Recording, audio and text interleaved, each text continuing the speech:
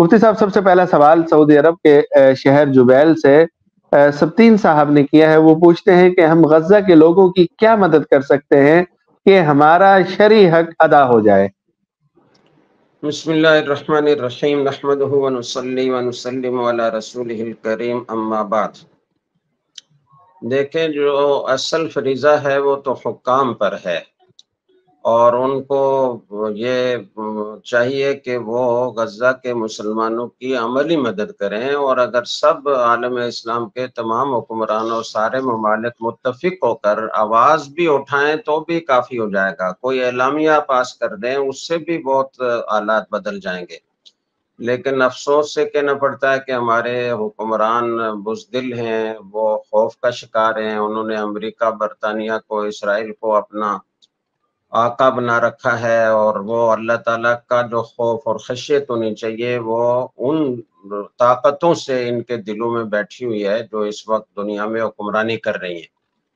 تو اصل فریضہ تو ان کا ہے۔ اب اگر وہ یہ فریضہ ادا نہیں کر رہے تو عوام کیا کریں؟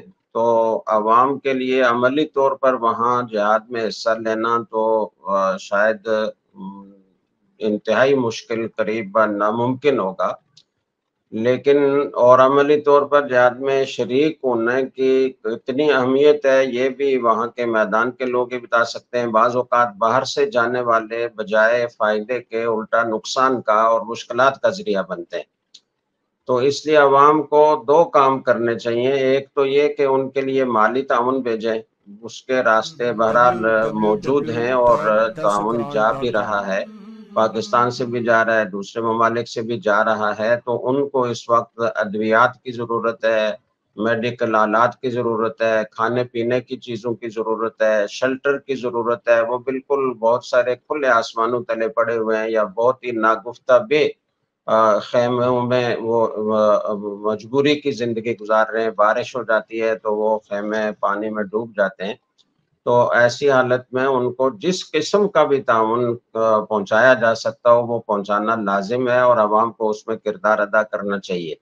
دوسرا کام یہ ہے کہ ان مظلوم مسلمانوں کے لیے پابندی سے ہر نماز کے بعد اور قبولیت اوقات کے اوقات میں دعاؤں کا اہتمام کرنا چاہیے۔ اس کو معمولی نہیں سمجھنا چاہیے۔ دعا مسلمان کا ہتھیار ہے اور اس میں بہت طاقت ہے۔ اور تیسرا کام یہ ہے کہ عوام الناس اور جو ہماری دینی تنظیمیں، دینی جماعتیں ہیں، سیاسی جماعتیں ہیں، جن میں کچھ شعور بیدار ہے اور کسی درجے کا ضمیر ان کا ابھی زندہ ہے، تو ان کو چاہیے کہ وہ حکومتوں پر دباؤ ڈالیں، اور وہ دباؤ ڈال کر ان کو عملی اقدامات پر آمادہ کریں۔ تو یہ تین کام عوام الناس کر سکتے ہیں۔ تیسرے کام میں کوئی قیادت ضروری ہے، ورنہ عوام غلط راستے پر نکل جاتے ہیں۔ اس سے بجائے فائدے کے اپنے ملک کا بھی نقصان ہوتا ہے اور مجاہدین کو کوئی فائدہ نہیں پہنچتا۔ تو جو اہل علم ہیں اور جو اہل بصیرت ہیں اور جو تجربہ کار ہمارے دینی حلقے کے لوگ ہیں، دینی سیاسی جماعتوں کے قائدین ہیں، وہ لیڈ کریں اور عوام کی رہنمائی کریں، اور عوام کو اپنی نگرانی میں رکھ کر اس دباؤ کے لیے اور احتجاج کے لیے ان سے کام لیں۔